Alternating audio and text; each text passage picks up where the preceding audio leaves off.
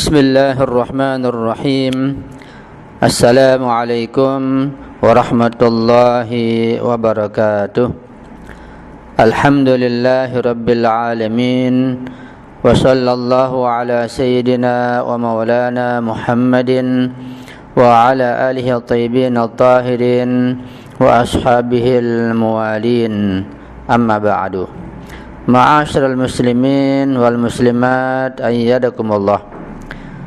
Pada pertemuan yang kelima ini kita masih melanjutkan kajian kita tentang wilayatul faqih dengan membacakan soal jawab yang terdapat di dalam buku fatwa-fatwa jilid 1. Berikutnya adalah soal yang nomor 57. Soalnya berbunyi, apakah hukum-hukum syar'iyah bisa diubah dan dibukukan jika pemimpin yang faqih atau wali faqih menetapkan hukum yang berbeda dengannya ketika terdapat tuntutan kemaslahatan bagi Islam dan muslimin? Jawabannya adalah konteks-konteksnya berbeda-beda. Jadi soal ini terlalu umum, tidak spesifik, maka jawabannya pun secara umum pula. Karena itu hal ini perlu diperjelas ketika memberikan pertanyaan terkait masalah perubahan hukum, ya, karena konteksnya sangat banyak dan berbeda-beda.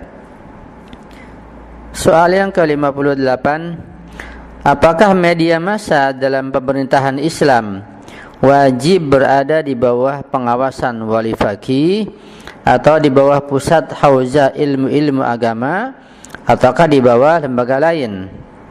Jawabannya adalah iya, yaitu media massa atau medsos wajib berada di bawah perintah dan pengawasan pemimpin muslimin, yaitu wali amril muslimin atau wali faqih, dan difungsikan untuk melayani Islam dan kaum muslimin, untuk menyebarkan pengetahuan-pengetahuan ketuhanan yang berharga atau bernilai tinggi, untuk menyelesaikan problema-problema umum masyarakat Islam dan kemajuan intelektualnya, untuk menyatukan barisan kaum muslimin, dan untuk menyebarkan semangat persaudaraan antar sesama mereka dan seterusnya.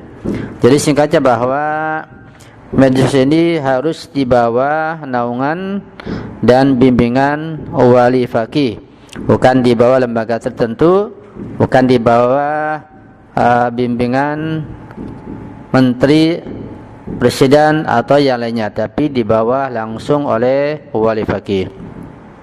Soal yang ke-59, apakah orang yang tidak meyakini wewenang mutlak wali faqih dianggap telah keluar dari Islam?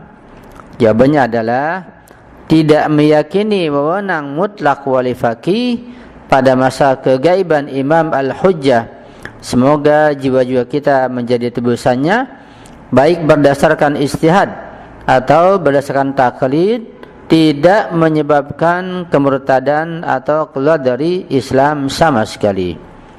Ya, kita telah memahami bahwa orang-orang yang tidak memahami juga tidak meyakini wilayatul faqih sangat banyak. Secara jelas bahwa semua non-muslim tidak mengenal dan tidak meyakini tentang wali faqih. Sedangkan kaum muslimin juga terbagi-bagi, dan mayoritas tidak memahami dan tidak meyakini wilayatul faqih.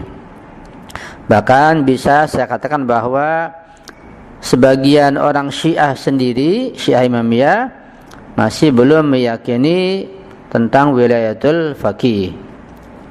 Itu jawaban secara singkat. Karena itu tidak meyakini dan tidak mengikuti wilayatul faqih tidak menyebabkan seorang keluar dari Islam, tetap dia sebagai seorang muslim. Soal yang ke-60, apakah wali faqih memiliki wewenang dalam ciptaan atau dalam wilayah takwiniyah yang memungkinkan ia menghapus hukum-hukum agama karena suatu alasan, seperti adanya kemaslahatan umum? Jawabannya adalah setelah wafat Rasulullah Shallallahu Alaihi Wasallam yang sangat agung itu, tidak lagi diperbolehkan menghapus atau menasakh hukum-hukum syariah Islam. Sedangkan perubahan objek atau maudhu atau munculnya kondisi darurat dan terpaksa atau adanya kendala temporal yang menghalangi pelaksanaan hukum bukanlah penghapusan, bukanlah nasakh namanya. Adapun wilayah takwiniyah itu merupakan hak khusus para ma'sumin alaihissalam. Jelas dapat kita pahami bahwa hak nasakh menghapus hukum itu setelah Rasulullah sudah tidak ada lagi. Hanyalah Rasulullah sebagai Rasul yang mendapat wahyu dari Allah yang berhak untuk menasakh hukum ketika datang perintah dari Allah Subhanahu wa taala. Adapun selain Rasulullah tidak ada hak untuk melakukan nasakh. Adapun masalah wilayah takwiniyah juga itu khusus untuk para ma'sumin, tidak dimiliki oleh seorang wali faqih. Kemudian soal yang ke-61, apa tugas atau takrib kami terhadap orang yang tidak meyakini wewenang faqih yang adil atau wali faqih kecuali dalam masalah-masalah personal atau masalah hizbiyah saja, mengingat sebagian dari wakil-wakil mereka menyebarluaskan pandangan seperti itu? Jawabannya adalah wewenang faqih dalam memimpin masyarakat dan mengatur masalah-masalah sosial setiap zaman merupakan salah satu dari rukun madhab Syiah Isna Asyariyah dan berakar dari prinsip imamah. Seseorang yang argumentasinya mengantarkan kepada ketidakyakinan akan wewenang faqih, ia akan termaafkan. Namun ia tidak diperbolehkan untuk menyebarkan perpecahan dan perselisihan. Ya, ini masalah takrib seseorang terhadap orang-orang yang tidak meyakini tentang wilayatul faqih. Ya, ini tidak ada paksaan, tetap harus mengutamakan ukhuwah Islamiyah.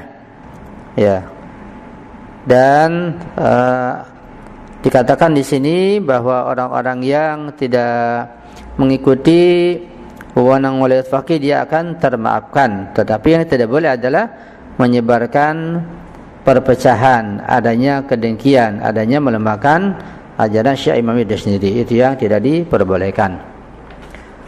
Kemudian soal yang ke-62, apakah perintah-perintah wali faqih berlaku dan mengikat seluruh muslimin ataukah hanya para muqallidnya saja? Apakah muqallid seorang marja yang tidak meyakini wewenang mutlak wali faqih wajib patuh pada wali faqih ataukah tidak? Jawabannya adalah berdasarkan fikih mazhab Syiah Imamiyah, seluruh kaum muslimin wajib mematuhi perintah-perintah wilayah, yaitu perintah-perintah yang dikeluarkan dari posisi seseorang sebagai pemimpin, sebagai wali, yaitu wali faqih, sebagai pemimpin syar'i yang dikeluarkan oleh pemimpin muslimin, yaitu wali amril muslimin, dan wajib menerima sepenuhnya perintah dan larangannya, termasuk seluruh fuqaha yang agung, apalagi para mukhalid mereka. Kami meyakini bahwa keterikatan kepada wilayah faqih tidak dapat dipisahkan dari keterikatan kepada Islam dan wilayah para ma'sumin, yaitu wilayatul ma'sumin. Jelas di sini dikatakan bahwa seluruh kaum muslimin diwajibkan mematuhi dan mentaati perintah wilayatul faqih jika telah dikeluarkan. Tentu saja muslimin di sini muslimin yang meyakini dan loyal terhadap wilayatul faqih. Adapun yang tidak maka dia akan dimaafkan. Kemudian soal yang ke-63, kata wewenang mutlak atau wilayah al-mutlaqah pada masa Rasulullah sallallahu alaihi wasallam digunakan dengan maksud bahwa jika Nabi menyuruh seseorang untuk melakukan suatu perbuatan yang terberat sekalipun, maka wajib melakukannya. Seperti apabila Nabi memerintahkan seseorang untuk bunuh diri, maka ia wajib melakukannya. Pertanyaannya adalah, apakah kata wilayah mutlaqah tetap mengandung arti yang sama, mengingat Nabi termulia adalah pribadi yang maksum, padahal kini tidak ada pemimpin yang maksum. Itu pertanyaannya. Jawabannya adalah yang dimaksud dengan wewenang mutlak atau wilayah al-mutlaqah bagi faqih yang memenuhi syarat-syarat ialah bahwa Islam yang merupakan agama murni dan pemungkas agama-agama samawi dan yang kekal hingga hari kiamat adalah agama yang memerintah dan mengatur masyarakat.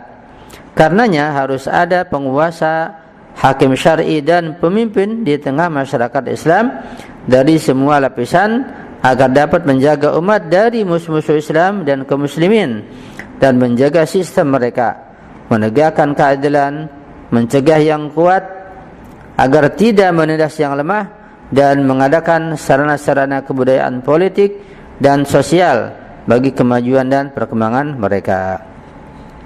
Masalah ini dalam tingkat penerapan kadangkala bertentangan dengan keinginan-keinginan, ambisi-ambisi, kepentingan-kepentingan dan kebebasan sebagian orang. Ketika melaksanakan tugas-tugas kepemimpinan dalam acuan fikih Islam, penguasa kaum muslimin wajib mengambil tindakan-tindakan yang dibutuhkan kapan saja ia memandang perlu hal itu, dan yang bertalian dengan kemaslahatan umum bagi Islam dan muslimin. Hendaknya keinginan dan kewenangan mengungguli keinginan dan kewenangan orang-orang di saat terjadi pertentangan. Demikianlah sekelumit tentang wilayah al-mutlaqah. Ya, jadi mutlaqah adalah kekuasaan ada pada oleh faqih dengan aturan-aturan syariat yang ketat tentunya. Ya. Secara singkat penjelasan tentang hal ini insyaallah sudah jelas ya terkait masalah kekuasaan atau hakimiyah seorang wali faqih. Jadi sudah saya ulang berkali-kali bahwa kemaslahatan yang timbul dari wali faqih lebih umum, biasanya untuk seluruh kaum muslimin atau masyarakat muslimin, maka harus didahulukan daripada fatwa atau pandangan marja yang lainnya yang dibawa oleh faqih. Itu saja yang bisa saya sampaikan pada pertemuan yang kelima kali ini. Mudah-mudahan kita bisa memahaminya dengan sebaik mungkin. Jika terdapat kesalahan atau kekhilafan atau kekurangan dan kejanggalan, mohon dimaafkan dan mohon dikoreksi atau diperbaiki. Mohon doa untuk selalu. Saya akhiri, hadanallahu wa iyyakum ajma'in. Wassalamualaikum warahmatullahi wabarakatuh.